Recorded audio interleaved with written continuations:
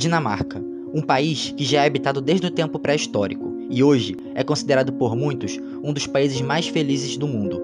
Mas como eles chegaram até esta posição? Veja o vídeo até o final e descubra.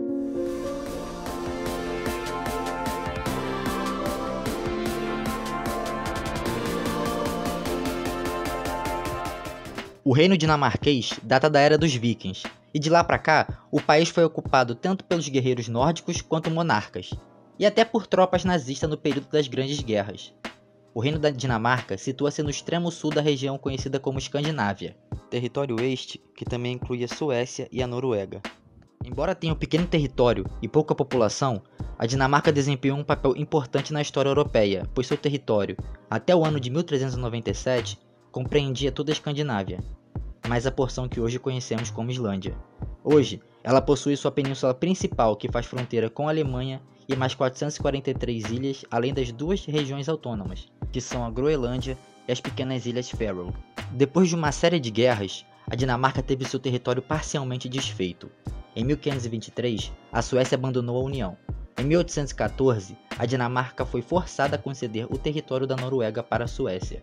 Em 1945, a Dinamarca reconheceu a independência da Islândia.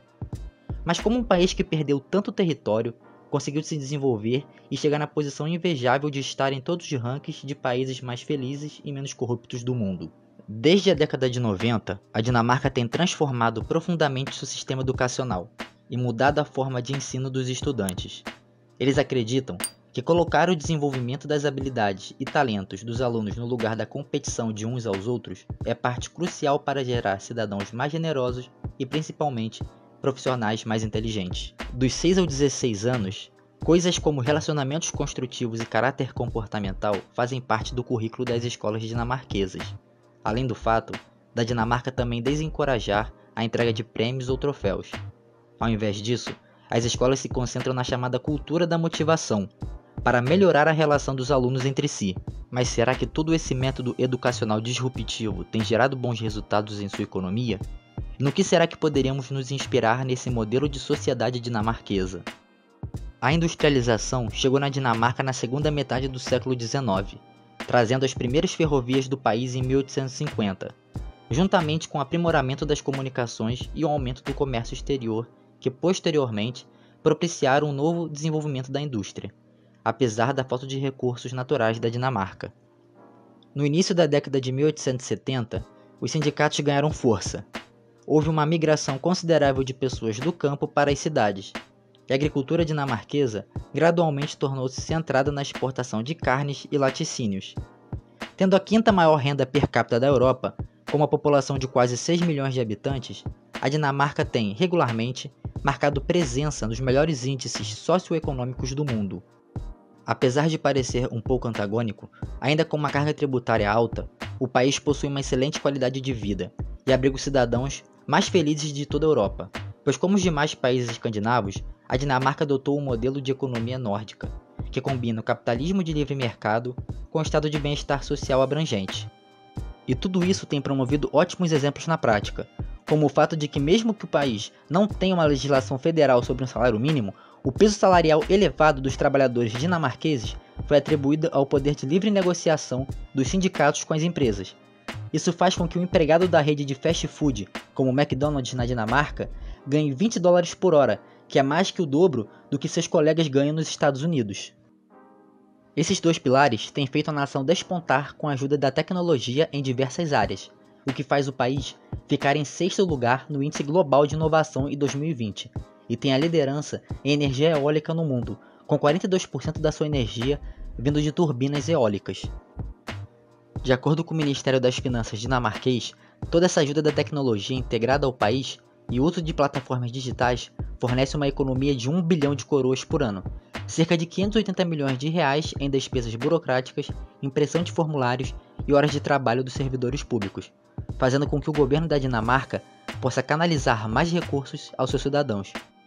Coisas como estas jamais seriam possíveis sem o capital intelectual que o país forma, diz o Ministério, uma vez que a quarta maior proporção de titulares de diplomas de nível superior no mundo é oriundo da Dinamarca.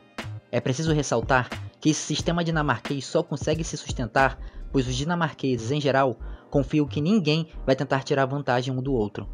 Cidadãos bem instruídos e capacitados geram um alto grau de transparência nas instituições e isso reflete no baixíssimo índice de corrupção.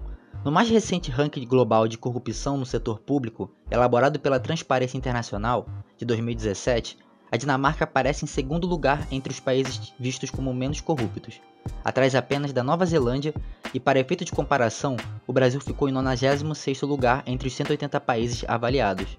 Apesar da alta eficiência do setor público, há quem diga que o Estado dinamarquês adquiriu uma dimensão exagerada, pois há alguns anos, o PIB da Dinamarca vem crescendo abaixo da média do OCDE, o clube dos países ricos.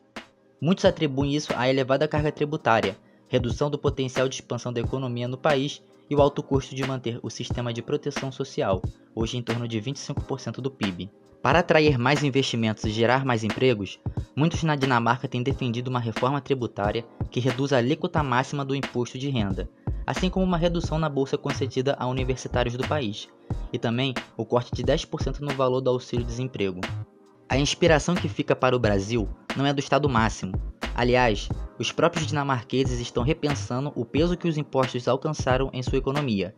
Mas é inegável que o país nórdico dá lições para todo mundo no uso responsável do dinheiro público, seja qual for o montante. Esse princípio está na base do que parece ser um círculo virtuoso do país: gastos mais eficientes, menos corrupção, mais respeito ao cidadão e mais coesão social. E agora diga você, o que podemos aprender com a Dinamarca? Deixe nos comentários e nos vemos nos próximos vídeos.